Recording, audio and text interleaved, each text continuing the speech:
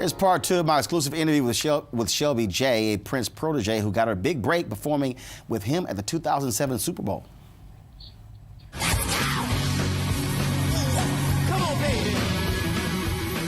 And you're there hopping around on stage. In all white. Raining. In all white. In the rain. White. Yeah, it was crazy. I was like, Lord, don't slip and knock Prince off the stage into the band, and the twins are spinning, and I had on like 5-inch boots, and it was something. Everybody still talks about how in the world y'all were able to do all of that on a stage and it's raining in those high heels. Yeah, electric guitars, all of the instruments we played. Now see, there was not, lip singing. We don't do that. It's live. It's real instruments. And I think that's probably the only Super Bowl where there were literally like 8 people on a stage. That's it, not 30 dancers and all that kind of stuff. And everyone's playing, and the equipment stopped working after. Even Morris Hayes, our musical director, was like, we donated the equipment, and some of the equipment didn't even work. It worked during the whole show. We had no issues with anything. He's playing electric guitar. I'm like, please, or like electricity's got storms and stuff, and everything worked for the whole show. And then after we were done, that's when the equipment was like, okay, we done, I'm out. God was like, I'm gonna give y'all that, do that, and then equipment. So for that to be, your first major deal, I mean, it's the Super Bowl. I was done. Like I told him, and I said, look, I'm good. I was good with that. If he never called me again to do anything else, Shelby was good. But I told him, I said, if you keep calling, I'm gonna keep showing up. And that was it, because there were people like, oh, Prince changed his band every month. Get it while you can, girl. Have a good time, because next month, he might have other singers. And I said, you know what? I'm grateful and I'm thankful to be here. This has been a long road to get here. I didn't just wake up and start singing with Prince at the Super Bowl. So whatever happens, this is my journey. This is my journey and my walk. And as long as I'm supposed to be with him, I'm gonna be with him. And when I'm not, I'm not. And I mean, it was awesome. I'm looking at it there. It was awesome. You talk about riding with him, but also he had your back as well. So 2014, he performs at Essence Music Festival. But when it was over, you performed at the House of Blues. And in fact, at one point, he came on stage to play with the band while you were performing. Yeah.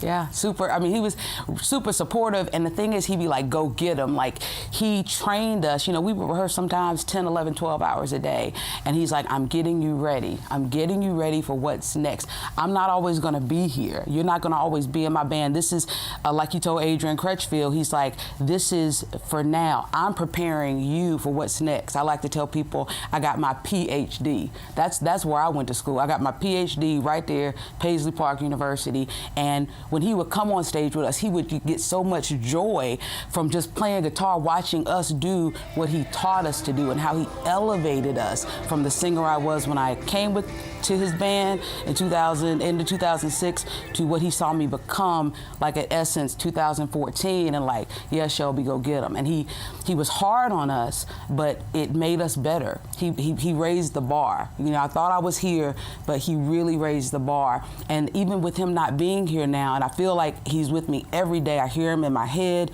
He's a part of every decision I make. He's a part of people I talk to, people I don't talk to, just moves that I make, because he trained us to know. And I'm like, we're like his disciples. Liv Warfield, Judith Hill, like, we know what he wanted us to do, and we're gonna be fearless about it. We're not gonna ask permission to do it. We're gonna go out there and do exactly what he trained us to do. And I know he is smiling, and he is super happy, like, yes, those are my girls. Go get them. How did you get adjusted to his crazy schedule?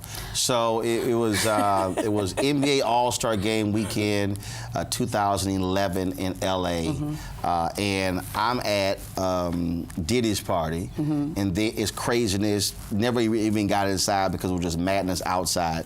And I get a text message from Sean Robinson, and she says, hey, you want to come to a party at Prince's house? I love Sean. And I was like, yeah. So we go to the party, and it's only about 30 or some odd people there. Oh, yeah. And then he was selective. Yeah. He was very selective. People don't even know. He was super selective about who he let in his personal space. And Sean said he didn't like it if you didn't come to his house and not dance. Oh, no. It's none of that sitting around, wallflower, none of that. So I'm sitting here grooving. The next thing I know, right, this little short dude walking behind me goes, you can really dance. Yeah. You're welcome in my house anytime. Because he was always watching. So y'all, this is a true story, I'm not lying. So all of a sudden, about 2 o'clock in the morning, all of a sudden folks start out here, DJ still playing, and then all of a sudden a keyboard come out and guitars come out, and then a drummer come out. And time for the show. Folks are plugging up.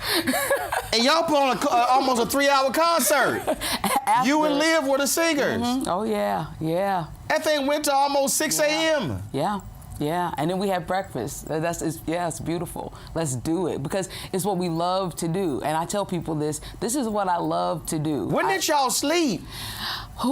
Gosh, sometimes during the day, but you know. Brother was nocturnal. You find, he was. You find your time to get your little space in, but you get so used to it. Your body adjusts to that schedule because that's just what it was. And it was just so much fun. It was an adventure. And I get home, we get back to North Carolina, and I tell people, I'm like, don't even call me because I'm resting because I'm getting ready for this because when we would go, we would just go. You know, touring, doing a 3-hour show, then doing a 3-hour after show, then I hang for those that he wanted to bring back to hang, and then it's like, then we sleep because our work is done.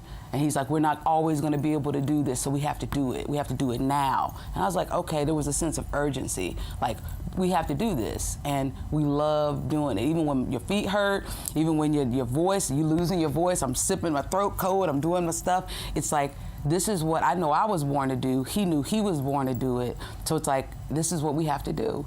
And include the people around us. It's all about energy, and he was all about energy. And you can feel a person's energy when you walk into a room or when they walk into a room.